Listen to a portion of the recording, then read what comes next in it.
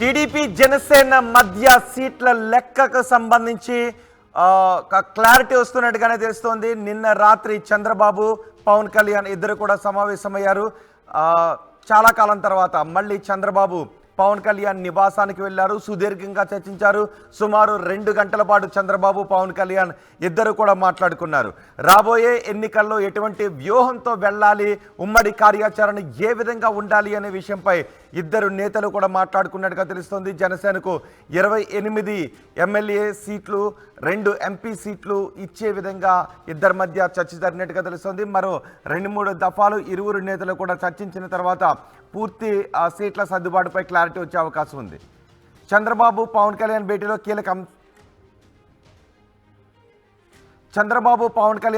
కీలక అంశాలపై చర్చ జరిగింది. బీజేపీతో కలిసి వెళ్ళాలి అని, బీజేపీతో పొత్తు కోసం ప్రయత్నాలపై కూడా చర్చ జరిగినట్టుగా తెలుస్తోంది. ఉమ్మడి మేనిఫెస్టో సభల నిర్వహణ ఏ విధంగా ఉండాలి, ఎవరు ఎక్కడెక్కడి నుంచి పోటీ చేయాలి అనే విషయంపై కూడా ఇద్దరు నేతలు చర్చించుకున్నట్టుగా తెలుస్తోంది. ఎక్కడెక్కడ ఇద్దరు కలిసి సభలు నిర్వహించాలి, సభలకు ఎవరెవరు హాజరు కావాలి అనే విషయంపై కూడా చర్చించుకున్నట్టుగా తెలుస్తోంది. సంక్రాంతి కల్లా అన్ని విషయాలపైన పూర్తి క్లారిటీ వచ్చే అవకాశం ఉంది, పూర్తి స్పష్టత వచ్చే అవకాశం ఉంది. మరి టీడీపీ జనసేన ఇరు పార్టీలు కలిసి వచ్చే ఎన్నికల్లో కలిసి వెళుతున్నాయి అనే విషయంపై క్లారిటీ వస్తుంది. మరి బీజేపీ విషయంలోనే ఇంకా క్లారిటీ రావడం లేదు. ఇటు తెలంగాణలో మాత్రం వచ్చే ఎన్నికల్లో బీజేపీ మాత్రమే సింగిల్గా అన్ని ఎంపీ స్థానాల్లోనూ పోటీ చేస్తుందని బీజేపీ నేతలు క్లారిటీ ఇస్తున్నారు. ఏపీ విషయంలో ఇప్పటికీ జనసేన బీజేపీ మధ్య సఖ్యత కొనసాగుతూనే ఉంది. కానీ టీడీపీ జనసేన ఈ రెండు పార్టీలు కలిసి వచ్చే ఎన్నికల్లో పోటీ చేస్తాయనే సంకేతాలు ఇస్తున్నారు. ఆ దిశగానే ఇద్దరు నేతలు కలుస్తున్నారు, చర్చించుకుంటూ ఉన్నారు. మరి బీజేపీ విషయం ఏంటి అనే దానిపై ఇంకా స్పష్టత రావాల్సి ఉంది. సంక్రాంతి కల్లా అన్ని విషయాలపై స్పష్టత వచ్చే అవకాశం ఉంది అని తెలుస్తోంది. జనసేనాని టీడీపీ అధినేత ఇద్దరు సమావేశం తరువాత నాదెండ్ల మనోహర్ ఆయన మాట్లాడారు మీడియాతో. ఆయన ఏం మాట్లాడారు చూద్దాం. మాజీ ముఖ్యమంత్రి తెలుగుదేశం పార్టీ చంద్రబాబు నాయుడు గారు సుదీర్ఘంగా 2.5 గంటల సేపు భవిష్యత్తులో ఎన్నికల వ్యూహం పైన ఆంధ్రప్రదేశ్కి ఒక చక్కటి పరిపాలన అందించడానికి ఏ విధంగా వైఎస్ఆర్సీపీ విముక్త ఆంధ్రప్రదేశ్ కోసం కలిసి పనిచేయాలో దానికి సంబంధించిన వ్యూహాలు, రాజకీయ అంశాలు, అదేవిధంగా పార్టీ పరంగా సంస్థాగతంగా మేము చేసుకోవాల్సిన కొన్ని నిర్ణయాలు, ఆ బలోపేతం కోసం సుదీర్ఘంగా చర్చించారు.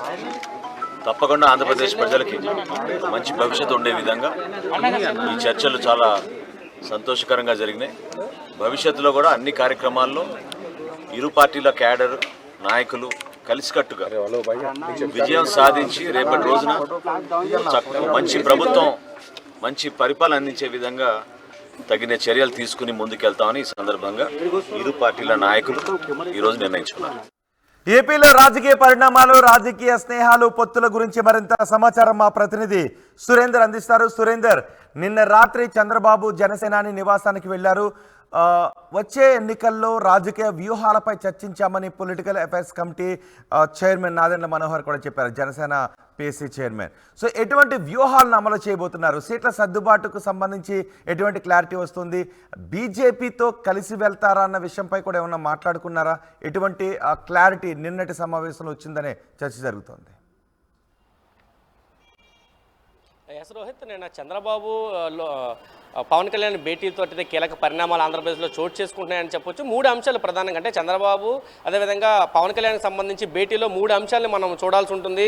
ఒకటి, టీడీపీ జనసేనకు సంబంధించి ఎన్ని సీట్లు వచ్చే ఎన్నికల్లో ఎన్ని సీట్ల మీద పోటీ చేస్తారు. ఉమ్మడిగా ఇప్పటికే టీడీపీ జనసేన కలిపి పోటీలోకి వెళ్తున్నాయి, ఉమ్మడి కార్యాచరణకు వెళ్తున్నామని చెప్పి గతంలోనే పవన్ కళ్యాణ్ ప్రకటించిన నేపథ్యంలో ఈ 2024 ఎన్నికల్లో ఎవరు ఎక్కడి నుంచి పోటీ చేయాలనే అంశాల మీద పూర్తిగా చర్చ జరిగినట్టయితే తెలుస్తుంది. దాదాపు అంటే ఇప్పటికే జనసేన 33 అసెంబ్లీ స్థానాలతో పాటు 2 ఎంపీ సీట్లను అయితే అడుగుతున్నట్టయితే ప్రాథమిక సమాచారం అందుతుంది. మరొక పక్క టీడీపీ 28 ఇస్తాము, 28 అసెంబ్లీ స్థానాలతో పాటు 2 ఎంపీ స్థానాలు ఇస్తామని చెప్పి చెప్పినట్టయితే తెలుస్తుంది. అంటే ఈ సీట్ల సర్దుబాట్లకు సంబంధించి నిన్న కొంత క్లారిటీ వచ్చే అవకాశం ఉంది. అంటే దాదాపు 2.5 గంటలు 2014 ఎన్నికలకు ముందు చంద్రబాబు పవన్ కళ్యాణ్ ఇంటికి వెళ్ళారు. అక్కడ ఎన్నికలకు సంబంధించి అప్పుడు చర్చించిన అంశం కనబడుతుంది. మళ్ళీ 10 ఏళ్ల తరువాత నిన్న చంద్రబాబు పవన్ కళ్యాణ్ ఇంటికి వెళ్ళారు. సీట్ల సర్దుబాటుకు సంబంధించి నిన్న చర్చించినట్టు తెలుస్తుంది. తెలుస్తుంది. దాంతోపాటు ఉమ్మడి కార్యాచరణకి ఇప్పటికే ప్రకటించింది టీడీపీ జనసేన కూడా. ఈ ఉమ్మడి కార్యాచరణ ఇప్పటికే నియోజకవర్గాల స్థాయి వరకు కూడా సమావేశాలు జరుగుతున్నాయి, మండల స్థాయి వరకు తీసుకెళ్లాలని చెప్పి ఇటు టీడీపీ జనసేన కూడా ఉమ్మడి కమిటీలు వేసిన నేపథ్యం కూడా కనిపిస్తుంది. ఇప్పటికే 2-3 సార్లు ఆ కమిటీలు కూడా సమావేశమయ్యాయి. అయితే ఈ సమావేశాలు ఎక్కడా కూడా చంద్రబాబు కానీ పవన్ కానీ పాల్గొలేదు. ఎందుకంటే చంద్రబాబు ఈ ఉమ్మడి సమావేశాలు జరిగిన నేపథ్యంలో ఆయన సెంట్రల్ జైల్లో ఉండడం, తర్వాత హైదరాబాద్ హౌస్లో ఉండడంతో ఆయన ఎక్కడ పాల్గొనే పరిస్థితి కూడా లేదు. ఈ నేపథ్యంలో ఇద్దరు కూడా ఈ సీట్ల సర్దుబాటు ఉమ్మడి కార్యాచరణ ఎలా ఉండాలనే అంశం మీద కూడా పూర్తిగా చర్చించినట్లయితే తెలుస్తుంది. మరొక పక్క లోకేష్ యువగలం పాదయాత్ర ఈ రోజు ముగింపు, అగనంపూడిలో ముగింపు జరగబోతుంది. 20వ తారీఖున విజయనగరం జిల్లాలో భారీ బహిరంగ సభకి అయితే ఏర్పాటు చేయబోతున్నారు. అయితే ఈ బహిరంగ సభకి పవన్ కళ్యాణ్ ఆహ్వానిస్తున్నారా, దానికోసం కూడా చర్చించినట్లయితే పూర్తిగా తెలుస్తుంది. ఈ అంశాలతో పాటు రాజధాని రైతులకు సంబంధించి మనం కీలకంగా చూసుకోవాల్సింది, జగన్మోహన్ రెడ్డి అధికారంలోకి వచ్చిన తర్వాత అమరావతి కాకుండా 3 రాజధానుల సిద్ధాంతాన్ని ఆయన ముందుకు తీసుకొచ్చారు. విశాఖ పరిపాలనా రాజధానిగా ఉండబోతుందని చెప్పారు. అప్పటి నుంచి కూడా అమరావతి ఉద్యమం పెద్ద ఎత్తున వాళ్ళు పోరాటాలు దిగారు అమరావతి రైతులంతా కూడా. ఈ నేపథ్యంలో 17వ తారీఖు అంటే నిన్నటితోటి 4 ఏళ్ళు, ఆ ఉద్యమానికి 4 ఏళ్ళు నిండిన సందర్భంలో గుంటూరు జిల్లాలోని నాగార్జున విశ్వవిద్యాలయం దగ్గర అక్కడ భారీ బహిరంగ సభకి అయితే పూర్తి ఏర్పాట్లు జరిగాయి. ఈ సభకి చంద్రబాబు, పవన్ కళ్యాణ్తో పాటు ఇతర రాజకీయ పార్టీ నాయకులందరూ కూడా అటెండ్ అవుతారని చెప్పి పెద్ద ఎత్తున చర్చ జరిగింది.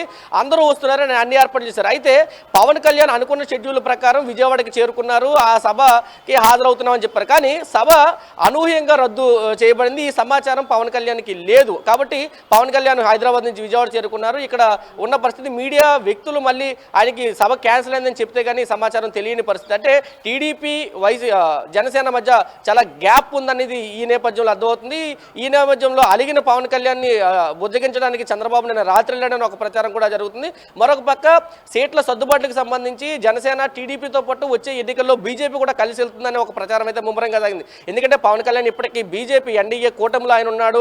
అటు తెలంగాణ ఎన్నికల్లో కూడా బీజేపీతో కలిసి ఆయన పోటీ చేసిన పరిస్థితి. ఆంధ్రప్రదేశ్లో కూడా బీజేపీ జనసేన కలిపి వెళ్తున్నాయని చెప్పి ఇప్పటికే ప్రచారం జరిగింది. అయితే బీజేపీకి సంబంధించి కలుపుకి వెళ్ళాలా లేదా అనే అంశం మీద కూడా పవన్ కళ్యాణ్ చంద్రబాబు మధ్య భారీగా చర్చలు అయితే, సుదీర్ఘ చర్చలు అయితే జరిగినట్టు తెలుస్తుంది. ఈ అంశాలన్నింటినీ కూడా మనం చూసుకుంటే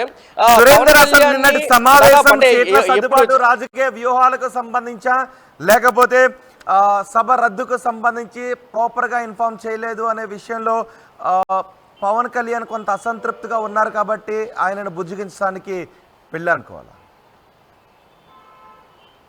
అంటే మనమైతే 2 అంశాలని కూడా చూడాల్సి ఉంటుంది. ఎందుకంటే ఆఫ్టర్ పండగ తర్వాత అంటే సంక్రాంతి తర్వాత పూర్తిగా కింది స్థాయి వరకు వెళ్ళాలి అని టీడీపీ ఇప్పటికే నిర్ణయించింది, జనసేన కూడా ఉమ్మడిగా నిర్ణయించిన పరిస్థితి. అయితే సీట్ల సర్దుబాటు సంబంధించి ఇప్పటికి ఒక కొలిక్కి రాలేదు టీడీపీ జనసేనకు సంబంధించి.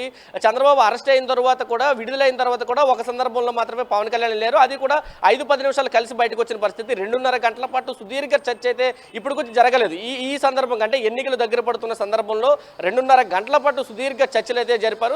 దానికి సంబంధించి సీట్ల సర్దుబాటు, ఎవరు ఎక్కడి నుంచి పోటీ చేయాలి, ఎక్కడి నుంచి పోటీ చేస్తే ఎవరికి లాభం అనే అంశాల మీద అయితే సుదీర్ఘ చర్చ జరిగినట్టే తెలుస్తుంది. దాదాపు జనసేన ఉమ్మడి గోదావరి జిల్లాల మీద దృష్టి పెట్టిన పరిస్థితి, అక్కడి నుంచి ఎక్కువ సీట్లు అడుగుతున్న పరిస్థితి కనిపిస్తుంది. రాష్ట్ర వ్యాప్తంగా 33 సీట్లు ఇవ్వాలని చెప్పి జనసేన ఇప్పటికే టీడీపీకి చెప్పినట్లయితే సమాచారం. అయితే అన్ని సీట్లు మేము ఇవ్వలేము, ఎందుకంటే టీడీపీకి క్యాడర్ ఎక్కువ ఉన్నారు, అన్ని సీట్లు ఇవ్వలేము కాబట్టి తగ్గించుకోవాలి, 28 సీట్లు ఇస్తామని చెప్పినట్టయితే సమాచారం అందుతుంది. మరొక పక్క అసంతృప్తి, పవన్ కళ్యాణ్ కూడా నిన్న రాజధాని అంశంలో, రాజధానికి సంబంధించి జరిగిన సభలో కూడా కొంత అసంతృప్తి అయితే ఉన్నమాట వాస్తవం. దీన్ని వైసీపీ కూడా భారీగా ప్రచారం చేస్తుంది. ఎందుకంటే టీడీపీ జనసేన ఉమ్మడిగా ఎన్నికల్లోకి వెళ్తున్నాయి, ఇద్దరి మధ్య గ్యాప్ ఉంది, ఇద్దరి మధ్య కోఆర్డినేషన్ సమస్య ఉందని చెప్పి వైసీపీ కూడా తీసుకెళ్తుంది. ఈ నేపథ్యంలో ఒక ప్రకటన కూడా ఇవ్వాలనుకున్నారు వైసీపీ. ఇలాగా అంటే కార్యకర్తల మధ్య, నియోజకవర్గాల మధ్య, పార్టీల మధ్య గ్యాప్ సృష్టించే పని చేస్తుంది, ఇది కరెక్ట్ కాదని ఒక ప్రశ్న నోటిని కూడా ఇవ్వాలనుకున్నారు. కానీ మధ్యలో ఎందుకు ఆపేరు తెలియదు. అంటే అసంతృప్తిని ఒక పక్క చల్లార్చడం, మరొక పక్క సీట్ల సర్దుబాటుకు సంబంధించి దాదాపు 2.5 గంటలు. ఎందుకంటే అసంతృప్తి అయితే 10 నిమిషాలు 15 నిమిషాలు మాట్లాడితే సమస్య పరిష్కారం అయితే దానికి సంబంధించి చంద్రబాబు మెప్పించగలడు పవన్ కళ్యాణ్. కానీ 2.5 గంటల పాటు సుదీర్ఘమైన చర్చ చేశారు అంటేనే దానికి సంబంధించి రాజకీయ వ్యూహాలు కానీ లేదా మేనిఫెస్టో కానీ ఈ అన్ని అంశాల మీద సుదీర్ఘమైన చర్చ జరిగినట్టయితే తెలుస్తుంది. రోహిత్, అంటే సీట్ల సర్దుబాటు వ్యూహాల గురించే మాట్లాడుకుంటూ ఉన్నారా? ఒకవేళ గెలిస్తే ప్రభుత్వంలో ఎవరి పాత్ర ఏంటి అనే విషయం గురించి కూడా మాట్లాడుకుంటూ ఉన్నారా? అదే సమయంలో బీజేపీ వెర్షన్ ఏంటి? బీజేపీ నేతలు వీరి కలయిక గురించి, వీరి భేటీ గురించి బీజేపీ నేతలు ఎటువంటి స్పందన కనిపిస్తుంది?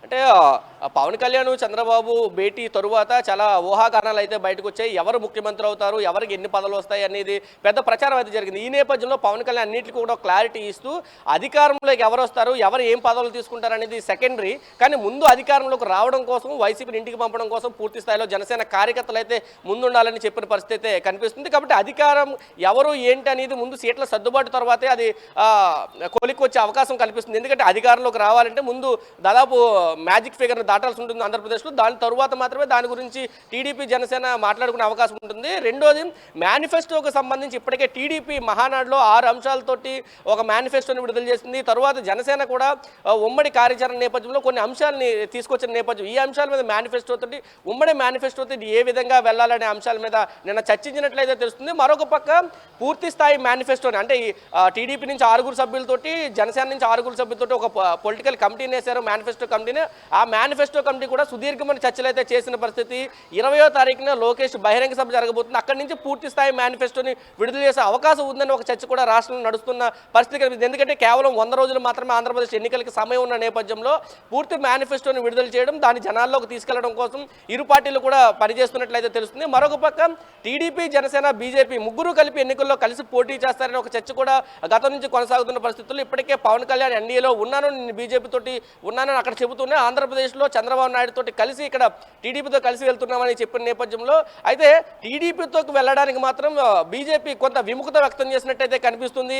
జనసేనని ఆంధ్రప్రదేశ్లో ఉపయోగించుకుని వెళ్తే బీజేపీకి లాభం ఉంటుందనే ఆలోచనలు అయితే బీజేపీ ఉన్న నేపథ్యం కనిపిస్తుంది. అయితే వచ్చే ఎన్నికల్లో టీడీపీ, జనసేన, బీజేపీ కలిసి వెళ్తాయా, లేకపోతే జనసేన, టీడీపీ మాత్రమే వెళ్తారా అయితే వేచి చూడాలి. Rohit, thank you Surender. TDP Janasena మధ్య సీట్ల లెక్క విషయంలో ఒక క్లారిటీ వస్తున్నట్టుగానే కనబడుతుంది. జనసేనకు 28 ఎమ్మెల్యే సీట్లు, 2 ఎంపీ సీట్లు ఇవ్వటానికి టీడీపీ నేతలు మాట్లాడుతున్నట్టుగా తెలుస్తోంది. చంద్రబాబు, పవన్ కళ్యాణ్ భేటీలో కీలక అంశాలపైన చర్చ జరిగింది. బీజేపీతో కలిసి వెళ్ళాలి అనే నిర్ణయంతోనే పవన్ కళ్యాణ్ ఉన్నారు. మరి బీజేపీ, జనసేన, టీడీపీ కలిసి వెళ్తాయి, అందుకు బీజేపీ ఏ విధంగా రియాక్ట్ అవుతుంది అన్న విషయంపై కూడా ఇప్పుడు పెద్ద ఎత్తున చర్చ జరుగుతోంది. ఇక ఉమ్మడి మేనిఫెస్టో సభల నిర్వహణ, ఎవరు ఎక్కడి నుంచి పోటీ చేయాలి, ఎక్కడెక్కడ సభలు నిర్వహించాలి, ఆ సభలకు ఎవరెవరు వెళ్ళాలి అనే విషయం గురించి కూడా మాట్లాడుకుంటున్నారు. సంక్రాంతి కల్లా అన్ని విషయాలపై పూర్తి క్లారిటీ వచ్చే అవకాశం ఉంది అనే చర్చ జరుగుతోంది. చూద్దాం ఏం జరుగుతుందో.